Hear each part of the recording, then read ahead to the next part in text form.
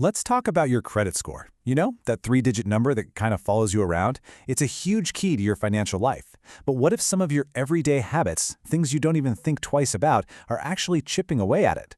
Well, today, we're going to uncover those hidden culprits that could be secretly damaging your financial health.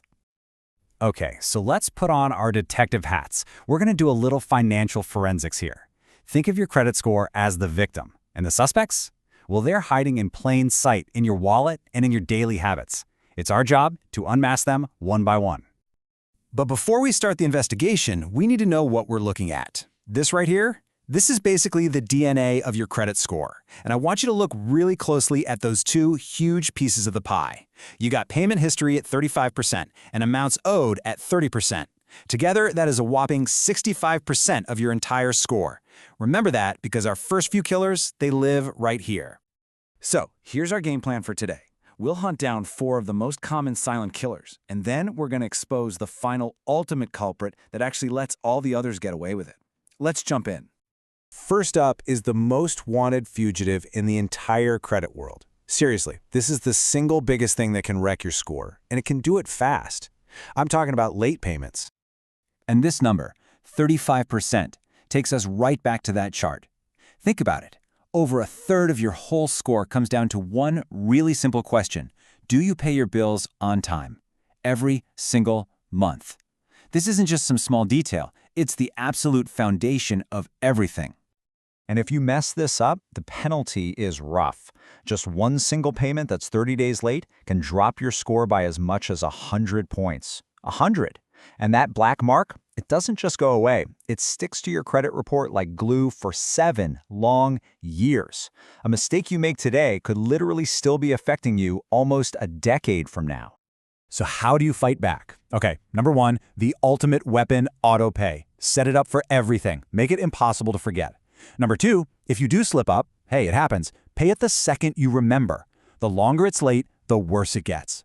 And finally, just be consistent. A long, solid history of on-time payments will eventually start to heal those old mistakes. All right, killer number 1 is down. Let's move on to the next one, which is a lot more subtle. This one isn't about if you pay your bills, it's about how much of your available credit you're using. Welcome to the squeeze of high utilization. Let's break down what that even means. Credit utilization. It's just a fancy way of saying the percentage of your credit limit that you've used. This is that other huge slice of the pie we saw, clocking in at 30% of your score. It's the second most important factor, and it tells lenders just how much you rely on borrowed money. Now, here's the rule you gotta remember.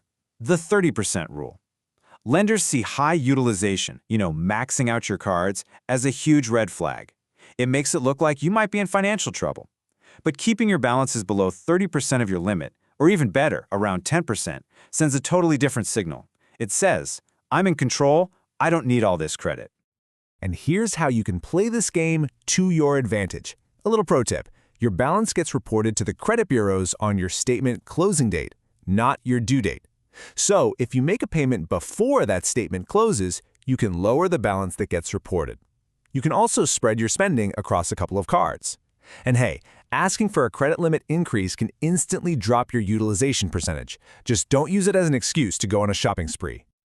Okay, our next silent killer is a tricky one because it masquerades as a responsible financial move. It feels like you're being organized, but it can totally backfire. I'm talking about the trap of closing your old credit cards. So here's what's really going on. You think, great, I'm tidying up my finances, closing an account I never use. But the credit score algorithm sees 2 very bad things happen. First, the average age of all your accounts just got younger, and older is better.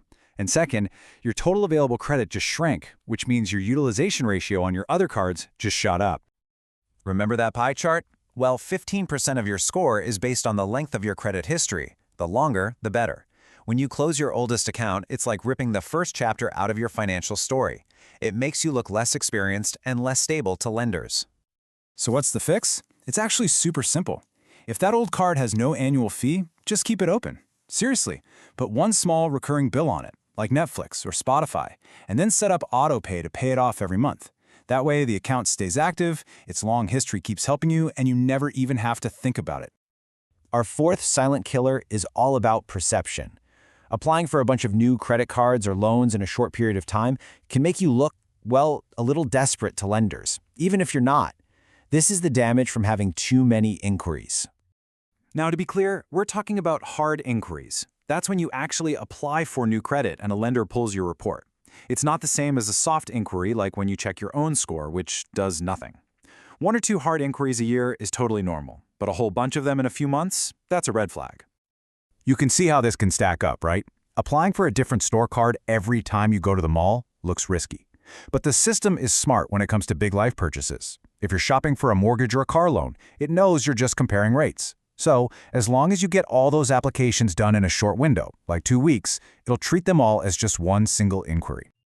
So the strategy here is to be surgical. Only apply for credit you actually plan on using. And before you apply, use those online pre-qualification tools. They use soft checks so you can see your odds of getting approved without hurting your score. And for those big loans, just be efficient. Shop smart and get it all done at once. Okay, we've unmasked 4 pretty sneaky killers so far. But this final one, this one is maybe the most dangerous of all, because it's the one that lets all the others operate in the shadows.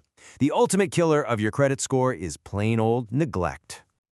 Look, your credit report can have mistakes on it, and it happens more often than you'd think. A payment might be marked late when you paid it on time. An old loan you paid off could still be showing a balance. There could even be accounts on there that aren't even yours from fraud. And if you're not looking, these errors are just sitting there, silently poisoning your score. We really need to get this. Your credit score isn't some grade that a teacher gives you. It's a mirror. It's a direct reflection of your habits, your actions, and how much attention you're paying. And checking up on it isn't something to be scared of. It's empowering. It's how you grab the steering wheel of your own financial story. So, we've done the detective work. We've lined up the suspects. Now the ball is in your court. After seeing all this, the late payments, the high balances, closing old accounts, the inquiries, and just plain neglect, what's the one thing, the one habit you're going to change, starting right now? Just remember, even taking one small step is a huge win for your long-term financial health. All right, that's all for this explainer. If you found this helpful, do me a favor and don't forget to subscribe. And thanks for watching.